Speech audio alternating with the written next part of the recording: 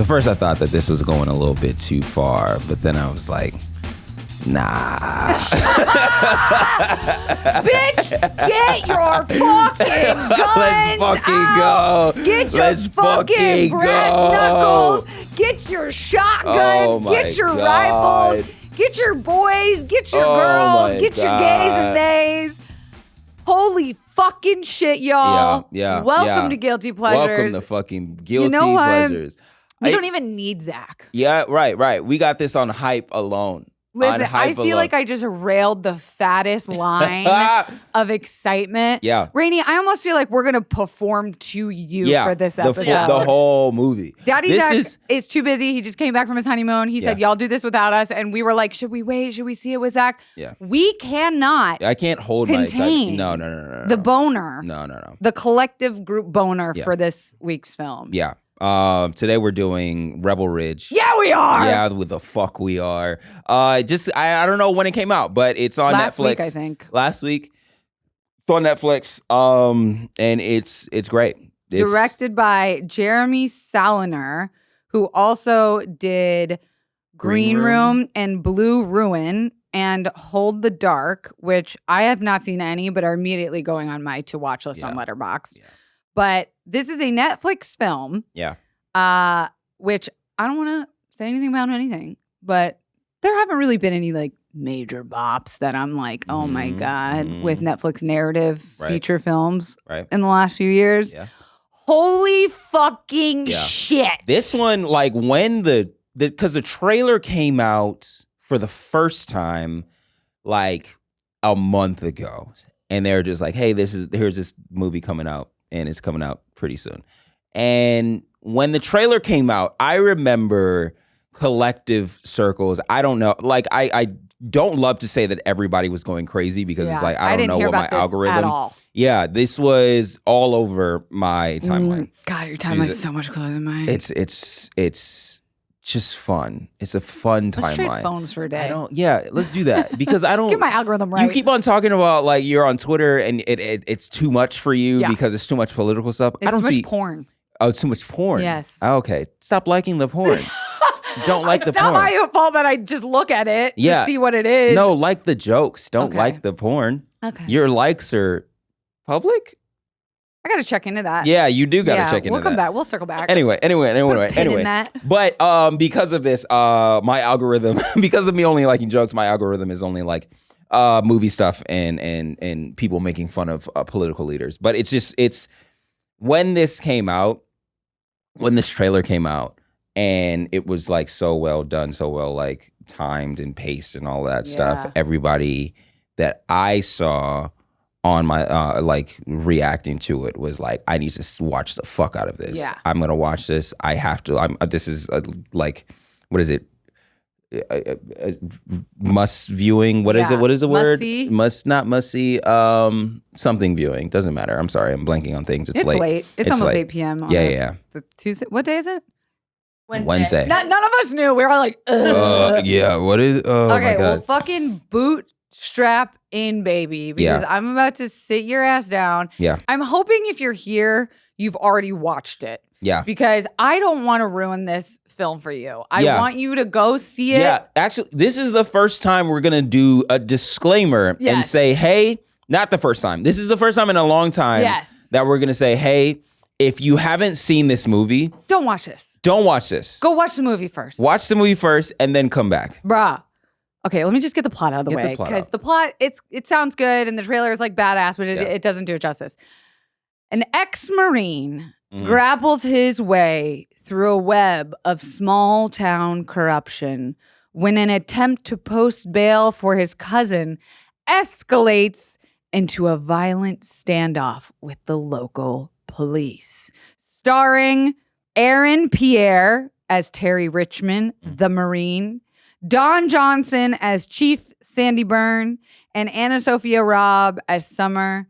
This is Rebel fucking Ridge. Now, so like when you hear the title Rebel Ridge, you all like backcountry, Arkansas, and you're not really ready for what this movie tales and what it's about to be. You have no idea the layers. Yeah. And apparently, and again, I say this as a disclaimer, I haven't seen this director's other films, but apparently his other films are like this, where this man is a master, wrote and directed by just a master of building tension. But let me tell you where I came in my pants. Yeah. Garrick says in the group chat, hey, I don't even think you asked. You told us, hey, hard pivot on Wednesday. Yeah. Let's do Rebel Ridge. And I was like, okay, motherfucker. Yeah, sorry. We're all watching this other movie, but okay. Sorry about that. And I said, let me go watch the trailer. Yeah.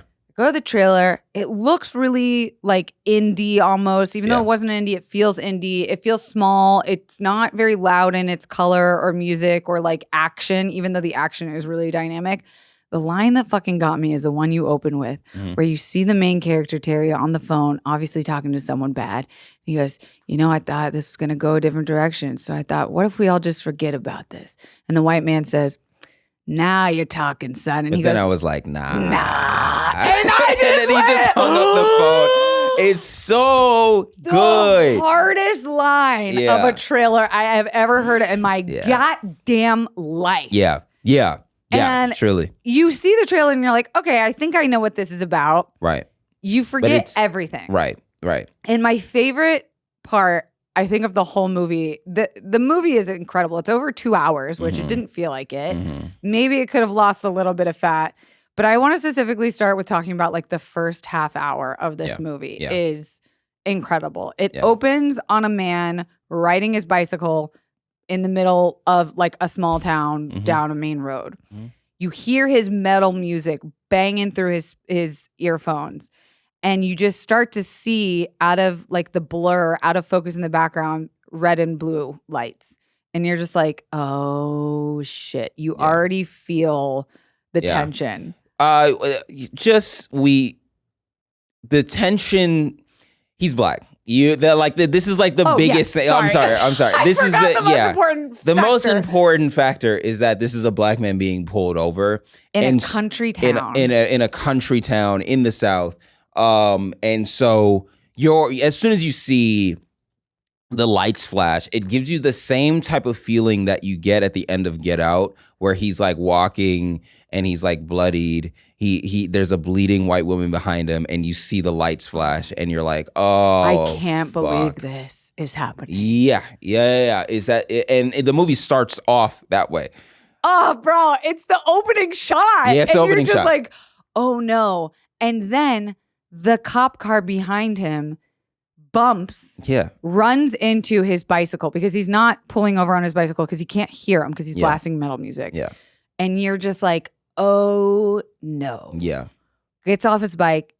Cop, they casted the fuck out of this movie. Yeah.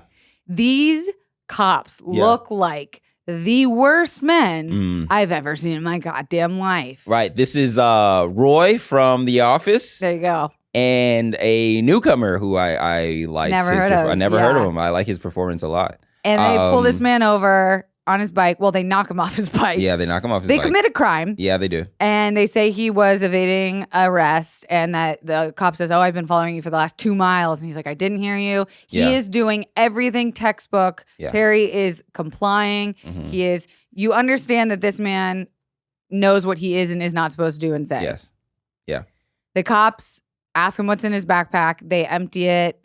They find a bag full of cash, essentially. And Terry's trying to explain that he's going to bail out his cousin. He has to bail him out today or else he's going to be taken off to state penitentiary. He has to bail him out. He only has this amount of time. And the cops decide, we don't believe your story. Yeah. We're taking this money in for evidence. But it was like, immediately you're like, oh, these cops are just going to take this dude's money. Yeah, they're just there to fuck with him.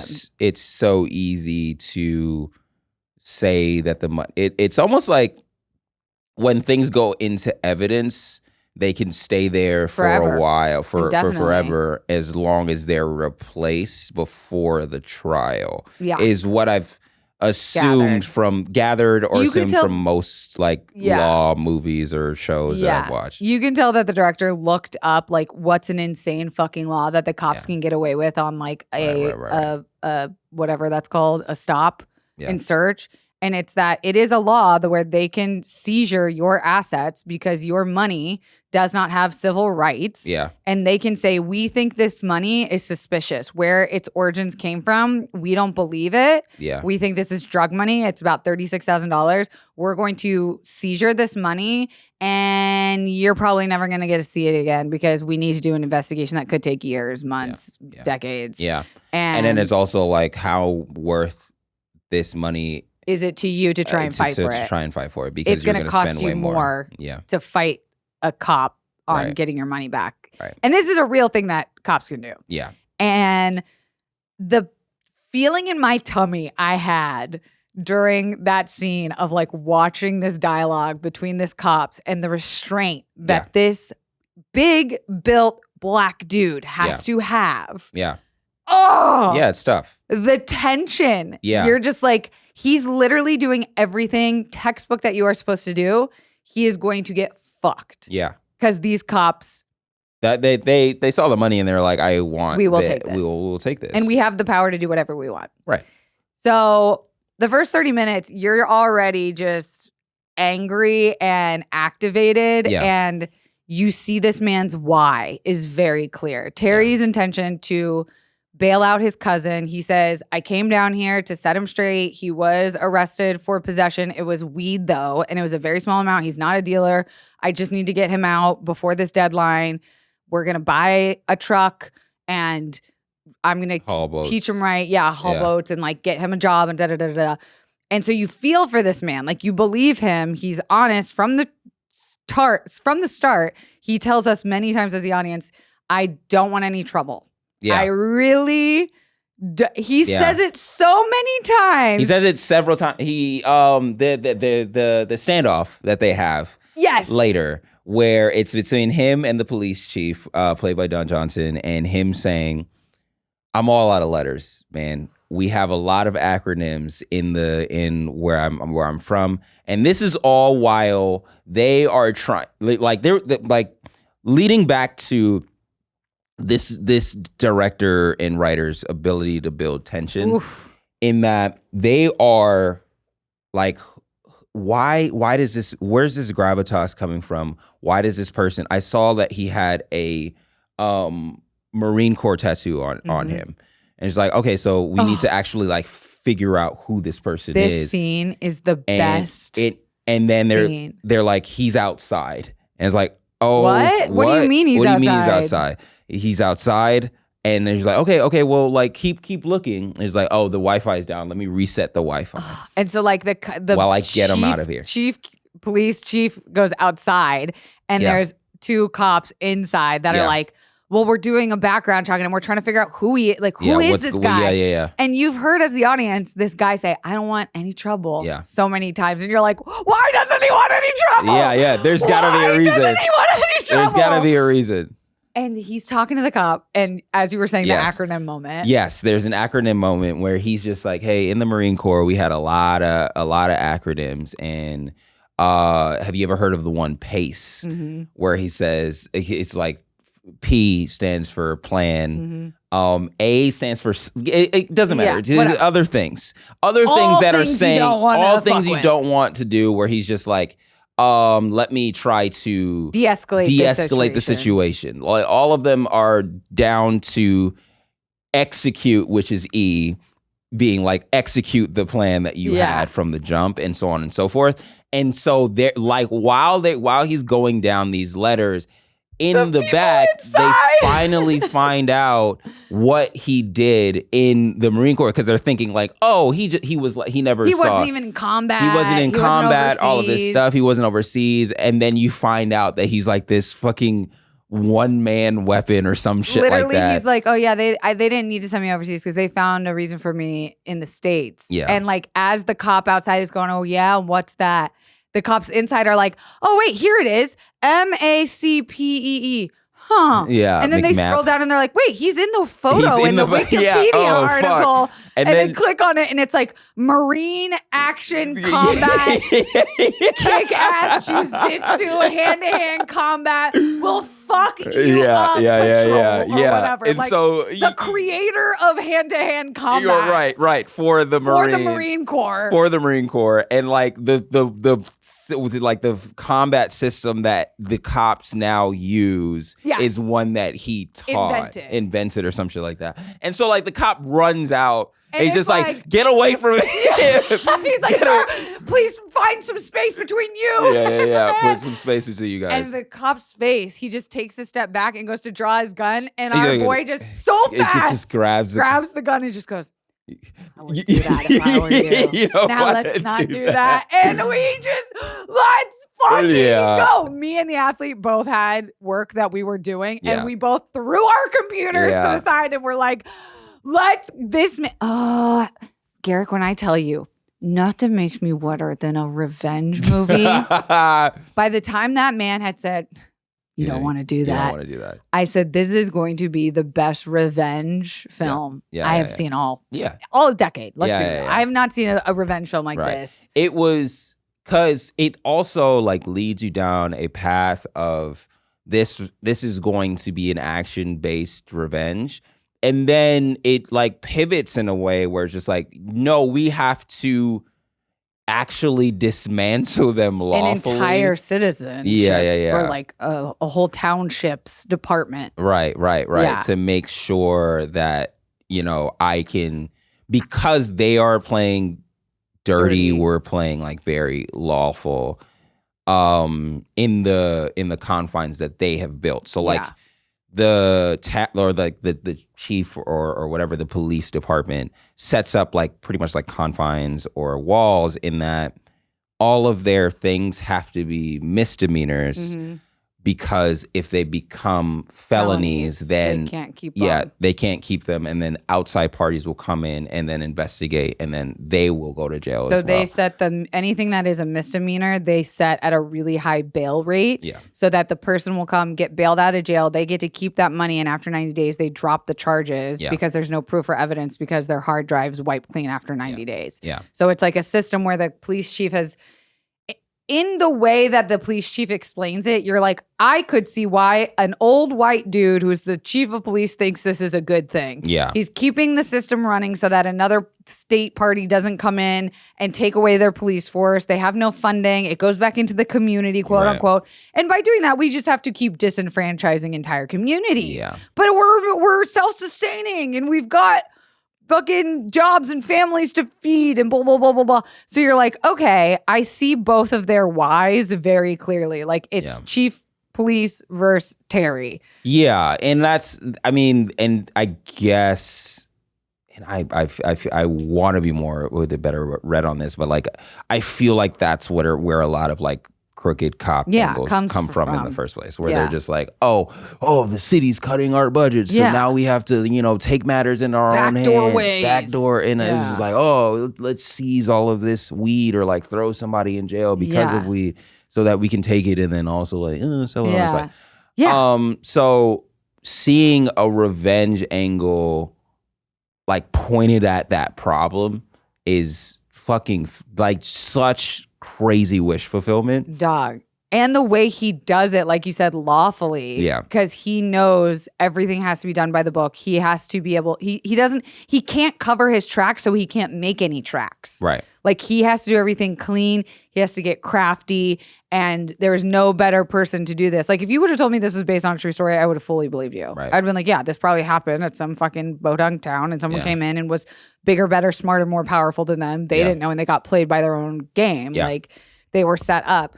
But there's something about like, I guess we could like pivot to talk about the actor, Aaron Pierre or whatever his name is, which again, these British people. They're stealing all our jobs. They're just better. Yeah. They really are just more superior. When you told me he was British, I gasped. Yeah. I couldn't believe it, but then I could because he's so fucking good. Yeah. But he plays this character, this like mysterious aura-ed man with a heart of gold, because you keep waiting to be like, what's his like story, or what's his trauma, or what's his like, and there isn't really any. Like he's just a good person doing the right thing and like helping people, which is what you want to believe. Yeah. the Marine Corps and cops are supposed to do. Right. Because Hart, very heavy spoilers with this. His cousin dies. Oh my God, dude. Which was fucking awful. I saw it coming a mile away. Really? Oh my God. I said, if this motherfucker dies. So the whole thing with his cousin is that he was higher up in a gang. Mm-hmm. And so in order to get less jail time, he snitched, essentially. And so he was like, I cannot let my cousin get to public lockup because he'll get killed. And so he has a timeline. He has a timeline. You have that ticking clock the whole time. Yeah. And he gets the money, puts up the bail. Like he gets the money after that whole acronym scene. Oh my God. He literally robs the police station and gets away with Just fucking sick. Which is the coolest scene ever. Right. Makes it to the bail bondsman or like the courthouse. And all of that is while he beforehand was explaining to the police, hey man, I need it. All of this stuff lines up. Yeah. And the only way for you to be convinced that it lines up and believe me and not feign ignorance at the shit that I'm saying is if there's a body at the end of this. Right. And then there was. And then even after that, he's like, I'm going, you know, I'm done. You know, this is crazy. My because of some bullshit that you guys did, my cousin is now dead. But I'm just going to go home and grieve because I know that moving forward and more into this, it's going to hurt my feelings or hurt myself for no reason. Like even when he's posting bail, he had planned that he had to rob the station to get his money back, post the bail, and then they were going to arrest him because he wanted to be put in the prison with his cousin to protect him. Yeah. Like, that was the whole, right? Rainie's face just, like, you're just like this man. And so you think, okay, we're going to go to the prison and like, we're going to go get the cousin. Like, yes. And then what but happens? Yeah. I got to look up this actor's name because he was the best, worst guy I've ever. Emery Cohen. Yeah. Officer Steve Land is his name. Yeah. He was great. Like a redheaded white dude that's just maybe the worst person I've ever seen in my life when it comes to crooked coppage. Mm-hmm. And is it him? Yeah. Martson and Lamb are the two cops. And he sidetracks him from getting put in jail. And he's like, oh, one more person wants to see you before you go see a judge. Yeah. And he basically kidnaps him. Yeah. And takes him to the police chief. And you're just like, oh, he just literally robbed the police chief and like fucked up his whole day. Yeah, and, it's like he's gonna die. He's gonna die. And the police chief, there's this like really good scene where Terry's in the back of a cop car and the whole scene is done through the chief looking through the rearview mirror. Right. And there's something so scary about that. And he basically tells him the entire plan. He's like, yeah, this is what I've been doing. And this is why. Like, you need to hear and understand, like, from my perspective, why I've been doing this. And you're like, why would this be happening? Like, is it because he's clearly going to go and shoot this man and kill him and put him in the grave? So he's about to tell him his whole grand plan. So now that you know everything, I'm going to kill you. Right. And they pull up to a hospital and you're like, he's going to shoot him in front of a hospital. This is crazy. And he gets out and he has him turn around, take off the cuffs. And then he's turned back around. He's pointing a shotgun at him. And you're like, what? Why would they do that here? And you hear a helicopter in the background. Yeah. And he's like, your cousin's been stabbed. Yeah, your cousin's been stabbed, and he's being airlifted to the hospital. Medevac, and that's your bird. Yeah. And we're gonna walk away because now the cop's like, oh shit. Yeah, my favorite line and I think I texted you like the dialogue in this movie. Yeah, it's great, insane. Yeah, but my favorite line was when the chief goes, "Just because you were right, don't mean we were wrong." Yeah, it's like fuck off. It hurt 1,000 knives. It hurt 1,000 knives. Yeah. They just can't fucking admit it. Mm-hmm. They can't just say, like, we fucked up. That's every cop ever. Yeah. Yeah. No, truly. And, like, I'm sure this movie represents, like, its intention was in representing that there is this massive problem of cops on power trips ruining people's lives on the daily and killing people. But to see it where someone was so good at being bad, like I said, they casted the fucking hell out of this. Like they always had like a piece of dip in their mouth or like a shitty cigarette hanging out the side. Yeah. And it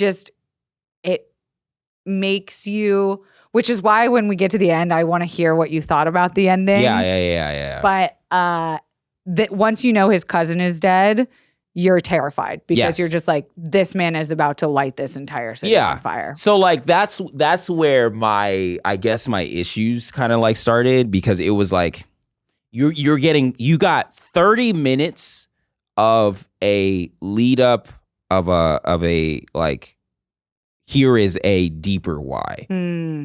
And then you feel the pull of, we can't have him go in and like hurt the police. Right. You know, and I was like, Isn't that why we're here? Oh, damn. No, what? No. But and that's my own like selfish reasons. And I guess it's me being swayed by the promise of the trailer a little bit, where I'm like, oh, I'm gonna watch him like just beat the fucking hell out of a cop. Oh my God, I can't wait. Like it's just like, oh, you guys did this to me, so now I'm gonna make you pay for it. Or I thought it was gonna be like he was gonna uncover some conspiracy where, you know, the cops worked for the people that were targeting his cousin and all that stuff to take him off the witness stand or whatever. But the angle that you get instead is one of him just being like, but these cops aren't the people that killed my cousin. They're just inherently their own type of bad. They're their own thing. So I'm just going to move that over there. Yeah. And deal with this. And deal with this. Grieve. Yeah. And then you get another reason why which is I guess she's a paralegal, maybe. Yeah, her name's Summer, played by the Bridge to Terabithia girlie. We both were like, who? Garrick had the funniest text. That's Dakota Fanning. That's Dakota Fanning. I thought it was Dakota Fanning, and then my next guess was going to be Abigail Breslin. Well, honestly, could have been. Yeah. Could have been. But yes, it is her. She did great. She plays a paralegal who lost her daughter because of a heroin addiction and got into law because she kind of got dicked out of custody. And so she just wanted to help other families. And she kind of is sniffing around as the young one that kind of sees what's going on, sees Terry, finds out what's going on, that he's getting dicked in real time. And she's like, I can actually do something to stop this. They become help to each other. But then you find out that the police find out that Summer is also helping him. So now she's target number 2. And they're both in danger, right? And so now it's like this girl and him versus an entire police force. To your point, like there are he's so like a by the book dude because he is at the end of the day like military. Yeah. And there are just a couple of moments you get where right before Terry's arrested, the shitty cop, the redhead cop, tases him. Yeah. And Terry takes it. Yeah. Bitch, nothing could take our man down in that moment. Yeah. He fucking takes it and he turns around and he rips the fucking taser out of the guy's hand.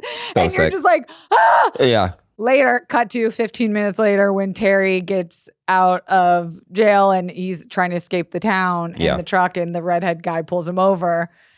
Terry steals his taser and fucking tasers the shit out of the cop. And you're like, just desserts. Justice. Yeah. And then, you get the moment.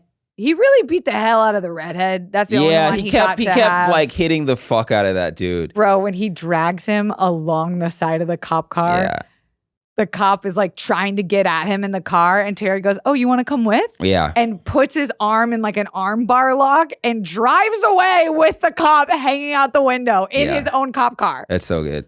Yeah. And this is... Yeah, again, like, so, like, the whole middle is like a reset of the movie. Yeah. to like lead up to this final like fight and although I did like really, really enjoy the last fight and how like he had to keep things as non-lethal as possible, which was very like cool, very creative, very fun to like just watch someone be like, oh, here are the different ways that I can hurt you and also still claim self-defense. Like I'm beating you at your own fucking game. Yeah. David versus Goliath, but I'm both. Right. Yeah, so like you get this hard reset of them trying to bring the cops down, and then it so like throughout the middle there's a reset of like the movie. You brought up like fat in the movie. I was like, oh fuck, this movie starts 54 minutes in. Oh wow. Yeah. It does, doesn't it? I wrote it. It's almost like a movie in the front. A movie starts over. Yeah, a movie starts over. And then you get the ending. It is 2 hours. They just did it out of order. Yeah, right. I was like, okay, so you could like there's a avenue that you could have gone down to make this movie 90 minutes, really. Yeah. But it would make it a little bit more basic. Yeah. And your attempt to make it less basic then started a new movie, which made it feel a little disjointed. Which luckily I think both of them, honestly, I think, what is her name? Abigail Breslin, Anna Sophia Robb. She held her own. I mean, I didn't know about Aaron Pierre until today, but that motherfucker knows how to act. Yeah, he's an actor. He's an actor for real. Yeah, like a thespian. I can't wait. And you said he's from like the Barry Jenkins. Yeah, Barry Jenkins. Yeah. He was in Underground.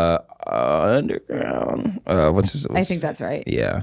And you know, Anna Sophia's character is dynamic. You do get like her backstory and you get her why, and it's another tale of injustice. It's another tale of like a woman separated from her child wrongfully, and there's nothing you can do about it. And that pain, I can't imagine how big that must be. And someone who's trying to make it right by doing all of the legal things. And I think this hit hard because I've done 2 social justice docs now where I have seen the background of people in power that like they have no fucking clue what's going on. Oh yeah. Like the people in power just don't care. No, because there's truth. There's just a huge level of bureaucracy that they have to, that is just created to be annoying so that nobody actually looks under it. There's no accountability either. Like when it's all said and done and we've proven them wrong, there's still like I'll never forget, and I don't care talking about this because it's been public information for a long time, but there's a DA in one of the cases that we filmed in Coos County who wrongfully imprisoned a man for over 10 years for a crime that he didn't actually commit, and the Innocence Project had to come in and find new DNA evidence. It was back when like DNA evidence was finally becoming like a thing. They exonerated him. He got out. Nick McGuffin. He was like, I've maintained my innocence the entire time. And the fucking DA, Paul Frazier, has the nerve to release a statement saying, just because it wasn't his DNA doesn't mean he didn't do it. Wow. You just can't take an L, brother, and move on, take an man. L. Yeah. Say you were fucked up. Like they are. I am so sorry that I ruined this person's life, your reputation. Like I could not imagine being in that position. And like when you're like there has. I'm going on a different diatribe, but like there just has to be an accountability process, especially when like it's been proven corrupt and like our system is so fucking broken. Yeah, there's been so many different fucking Emmett Till type situations where you're literally watching someone lie in order to maintain any form of innocence or any form of social currency, standing or currency, and then ruin someone else's life, get someone killed, and then when you get called out on it, you're like, still can't admit any wrongdoing. Yeah, that lady is still collects Social Security. God. Like that's my tax dollars, right? Paying this lady. Holy fuck! Yeah. And like, not that this movie gives you any like justice in real life, but watching it, you do feel a feeling. Yeah, and that's where I'm like, dog, I really needed him to beat the fuck out of these people. Oh God, oh shit. Yeah. But yes, we are bound by the law. And we can't do like a Rambo or like I think it was called, not The Rundown. There was another The Rock. The Shakedown? No, there was another Rock movie where he becomes the sheriff and the cops are mad about it. It's too late for us to have any memory recall of names or places or dates. It is too late. I think we got to morning these. Yeah, past 6:30, my brain literally starts, just like... I'm watching a reality show at 10%. This hour. I'm running on 10% battery. Yeah, you got to do drugs. It helps. Oh, wait, we do the same drugs. What am I talking about? Yeah, we do. But yes, I think this man is about to also enter whatever like American movie system we have. And Walking Tall is what it's called. Yes, anyway, yeah. He is about to just like annihilate. Yeah. And listen, he is not bad to look at. Yeah. He has these gray blue eyes. Yeah. His eyes are hazel. It's distracting. It's offensive. It's like, offensive. It's disrespectful in that. Who allowed it? Like every time you're watching him be like a grizzled vet, you're like, yeah, but you're a model though. Yeah. No one's gonna let you join the military. The military, bro. Like you got yanked out by an agent so fast. They're on the clipboard and they're just like, Richmond, get the fuck out of here. Yeah, someone's here to pick you up. They're from Wilhelmina. I don't know. Like, he is stupid attractive, but also I felt like he did a good job of representing like strength and power. And like anytime he said anything, I was listening. And anytime he said, sit the fuck down or I'll sit you down. Yeah. You're just like, huh.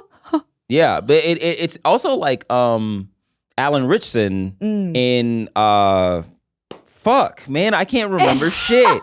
Dude, our Adderall is gone. There is no half-life left. There's none. Nothing. We're running on fumes. In Reacher, Alan Ritchson in Reacher, I don't know if you've watched that show, but that's like his whole thing is that it's this large, I don't talk much type of I'm going to hit you if I need to, but also I know everything about the law. I know everything about investigations. I know your boss's boss's boss. Yeah. It's almost a bit in Reacher.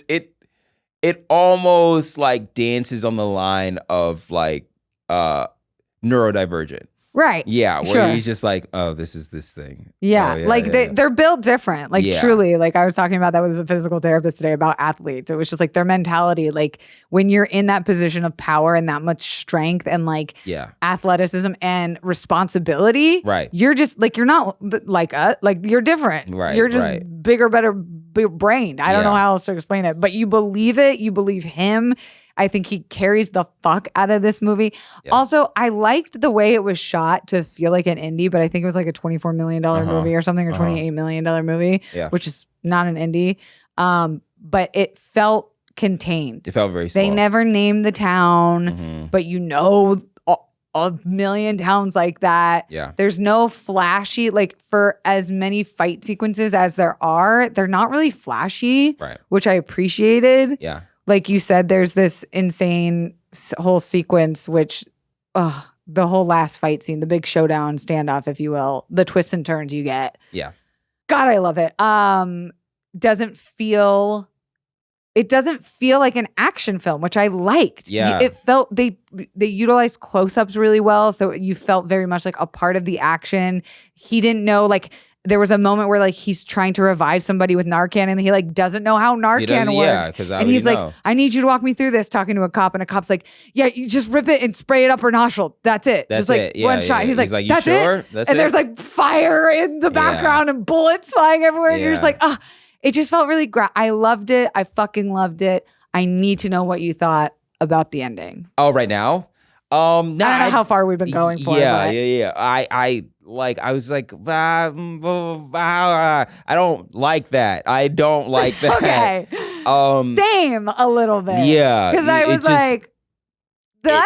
It threw a lot threw a lot in the end, and it made up a lot of rules in the end that's a little unfair, and it made it feel a little rushed. It almost made it feel like it wasn't like I always blame notes. I could see that being a studio. Always blame. I feel bad for doing that, but wait, what happened at the end? So in the end, the I guess the cops just like turned on their own chief. Yeah, they turn on their own chief. The chief ends up shooting a cop who's trying to do the right thing, but he shoots him in the leg, and so he's like, "Oh, he'll be fine. He'll be back to work on Monday." And I think the other police are like, "Oh no, he's gonna kill us to make sure that this goes his way." So then, when they de-arm the chief of police, which is done by a black woman, let's just give her flowers. You're like, okay, we knew she was gonna cross sides. We knew she was gonna turn. She was already a little bit both sidey. Yeah, he assumed that was her. That was the mole that was feeding them information. Yeah, and was wrong, which was surprised. I was like, oh shit, that was a good turn. Yeah, I definitely knew it was. And then the cops who are fought, like there's this big chase scene, and the cops that are chasing them like come over the radio and are like, you good? And they're like, yeah, we're good. And they're like, great, we're gonna do a 1054. And he's like, what's a 1054? And they're like, a police escort. Yeah. They're gonna escort us to the hospital. And you're like, but why? So the cops you were just in a shootout with, are now going to drive you to the hospital and make everything.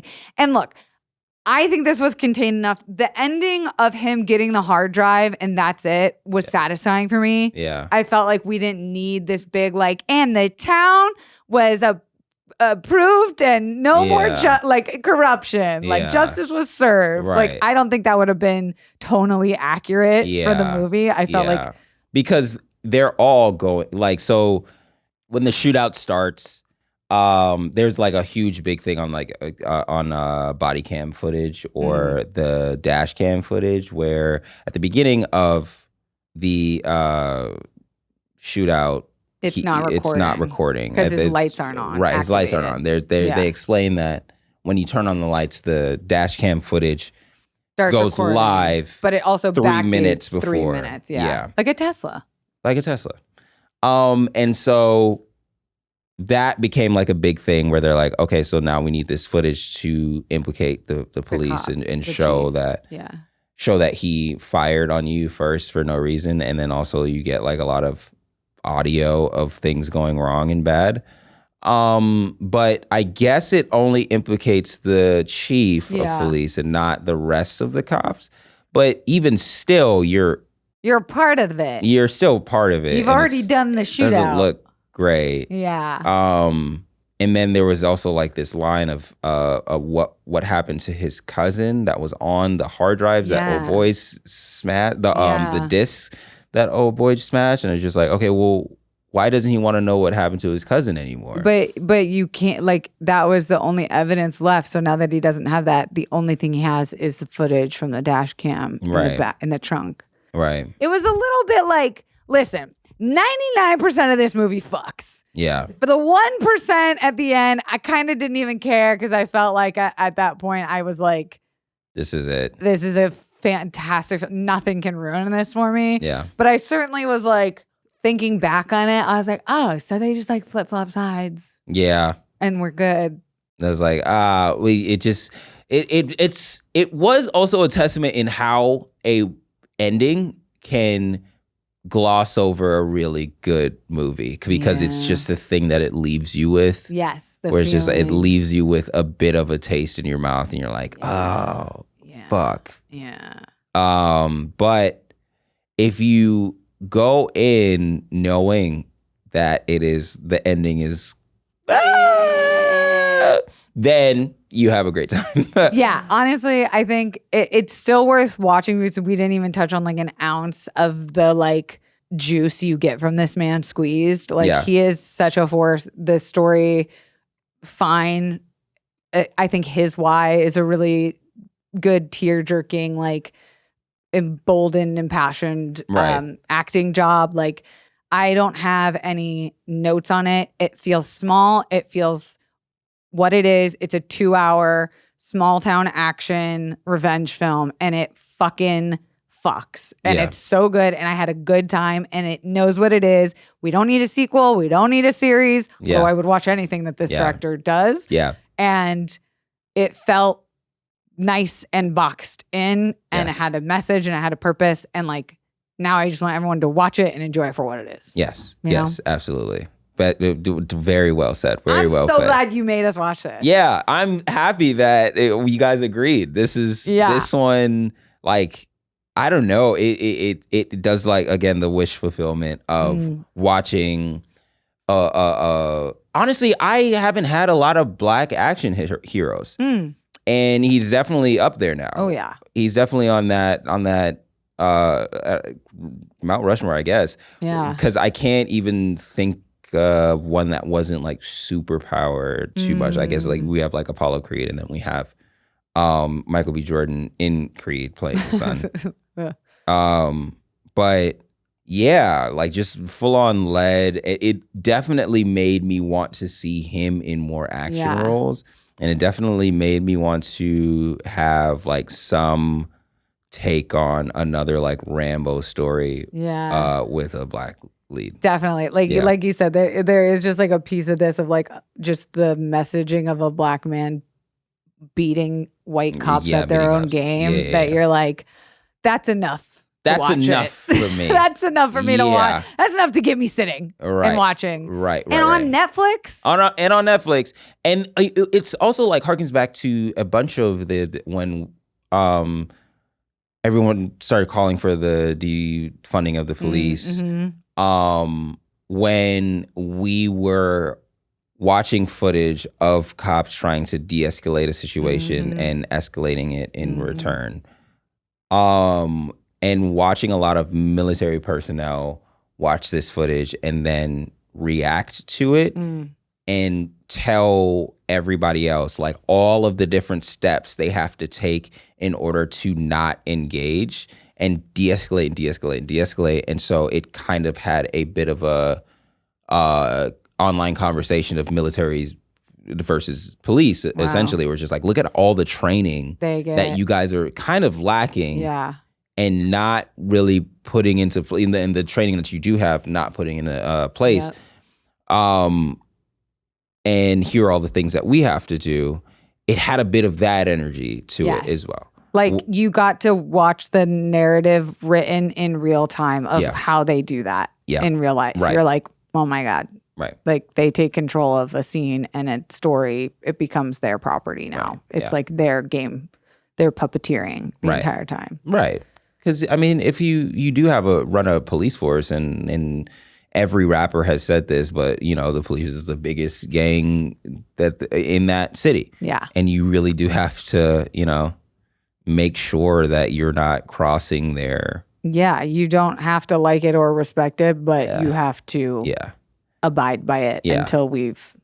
been able to dismantle it. I've always held this near and dear to my heart. I think that The Shield is the most accurate depiction of the police. Like, I fully believe that is just what they are, and they're just opportunists. It's giving guys who never made the football team that found a brotherhood. That was like, we will look out for each other forever, no matter what. And it's like, ew. Y'all so loyal to other men in like the wrong way. I don't know. Patriarchy, toxic masculinity, racism.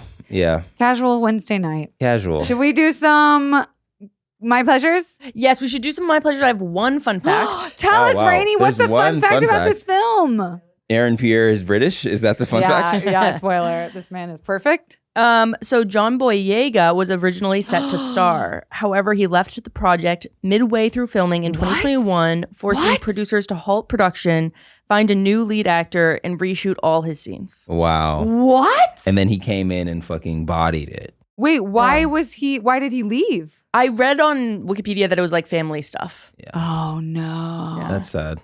I hope he's okay. I hope they're okay. Pierre did good. He did great. especially for someone who came in halfway midway. through. Oh my God, that must have been such a shit show. Imagine. Yeah, because I don't think that director hadn't done a movie since 2018, so that must have been stressful to feel like that's writing. And also 2021. Yeah, I hope it wasn't years. a COVID thing. I hope like nobody passed or something. Yeah. I feel like I don't have to ask you, but I shall. Sir, do you believe now is the time where we tell these people are this movie a pleasure, a guilty pleasure, or just plain guilty? Pleasure for sure. Pleasure for sure. I think that don't go into it expecting the like biggest action, like what is that movie called? The Extraction. Taken.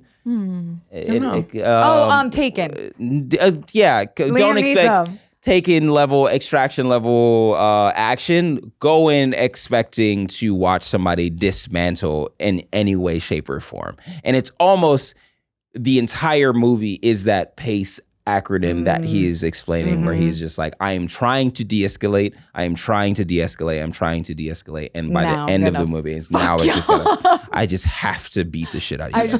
You've given me no choice. You've given me no choice. It is a movie that is literally saying you have given me no choice over and over and over and over. And if you're into that, it is great. But like, if you aren't, I would suggest. Yeah, Rambo. Yeah. So like, it really did remind me, like I hadn't felt this hyped about a revenge film since Taken. Yeah. Like when you hear and I will find you and I will kill you. That's the last time I got that same feeling. Yeah, right. Just like chills. Yeah. Full P. Go watch it. It's on Netflix. It's free. Tell all your friends. Yeah. Now we do a segment of My Pleasures, which I feel like me and you should geek out over Chimp Crazy, because I tried to tell these boys in the group chat Chimp that Crazy. I said, hey, I know you guys aren't really documentary nerds, but like you guys should really watch Chimp Crazy. No response. Yeah. 0 likes, 0 thumbs up. I felt bad. Once again, unscripted shat uponeth in our group chat. I did feel bad. But are you finished with it? Well, okay, I haven't. I only just heard about this in a podcast. Oh my God. So on the way over. Rainie! The host 4 was like, episodes on HBO Max or whatever the fuck they call it now. Yeah. It's the same director and producers of Tiger King, but here's the twist: because they are known to be like exposers of animal exotic breeders, no one would want to work with them. So this isn't a spoiler, but in the first 5 minutes you find this out. They have to hire an actor to play a director so that they can film this entire movie, to play a director. That's just the first 5 minutes, and it is about the chimpanzee black market. And when I tell you this woman, it's a horrific story, but this woman, this lead character, is a doc director's dream personality. And episode 1, get through it. Episode 2, you'll lose your fucking mind. You're just like, what? Holy fuck. And Alan Cumming is in a lot of it, and he's fantastic and a national treasure. oh, I've heard it's amazing. It's unbelievable. Yeah. I was so excited. And they're all 4 episodes are out now, but they did that thing where they released it weekly, and I was like dying to know what happened, and I didn't want to Google anything. Yeah. Yeah. But the other My Pleasure that I have to give it up to is, I know I'm a little late on this. It's another doc, but it's only an hour and change on Netflix. I watched Take Care of Maya. Oh my God, you guys. When I tell you I was sobbing alone at the hour mark of the movie. Take Care of Maya. Take Care of Maya. An hour in, I was sobbing. Hippo was so concerned. He was like licking my face, and I had to pause the movie because I was in like tears. Wow. And the athlete heard me from upstairs. He was watching what's that Star Wars? Is it Star Wars Disney? The Acolyte? Is that it? He was watching some Star Wars Disney thing upstairs. Yeah. It was very loud, pew pew, pew pew. And he heard me crying over the pew pew of spaceships. And he came downstairs and was like, what happened? And I was like, no, it's just, this is a really good film. That's crazy. This is a really amazing story. And the cool part is once you've watched it, which you will, there's going to be a continuation. And like, you're going to fall down a rabbit hole. And bro, it lights my fucking gas up for why I want to do documentaries and why we need people to talk about this shit. And I just watch it. Just fucking watch it, okay? And put your phones down for it. Take care of Maya. Yeah. What's yours, Garrick? I feel like saying this to you two is gonna make me feel. No, we'll pretend like we're really. You're not gonna be excited. I'm gonna try. So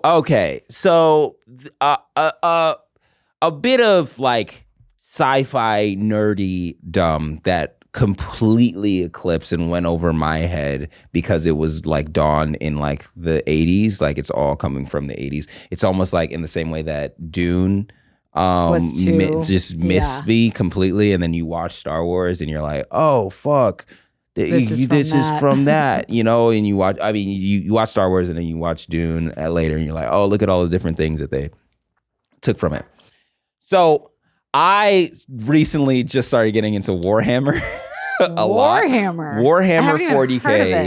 40K, because there is a game out called Warhammer 40K Space Marine 2, or the reverse of that. Space Marines, it doesn't matter. But there's so much lore to it because it's fucking years, decades, damn near, of people coming in and building upon this universe that is in a consistent forever war and all of that stuff. Oh no, a forever war. Yeah. I'm sorry. It sounds like very dramatic. It is dramatic. But the game that came out, Space Marine 2, is very, very good. It's sensational. And then what do you play it on? PlayStation 5. Okay.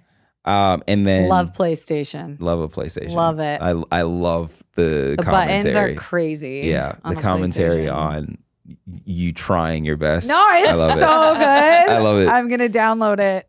You won't. Okay. But it's very good. It's a very but you while I'm playing it, I'm seeing all of the different like bits of like gaming sci-fi that came from this universe where the Space Marines that you play as, they're like these, I mean, it's so funny how serious they are and how like religious they are. They like worship the Empire, and because of their genetic modifications that they have done over the course of their lives to make them 10 feet tall, their rib cages are like steep, like pieces of a single slab of like really thick bone, so they're bulletproof. All of this stuff.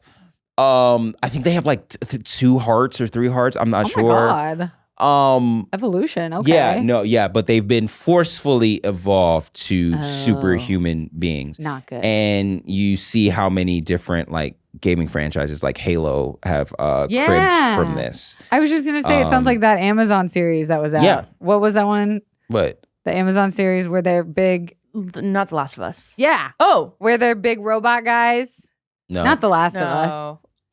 Big robot guys. I just want to set the world on fire. Oh, Fallout. Yes. It's very Fallout. Yes. The power armor from Fallout is definitely also cribbed from Warhammer. Oh, that's cool.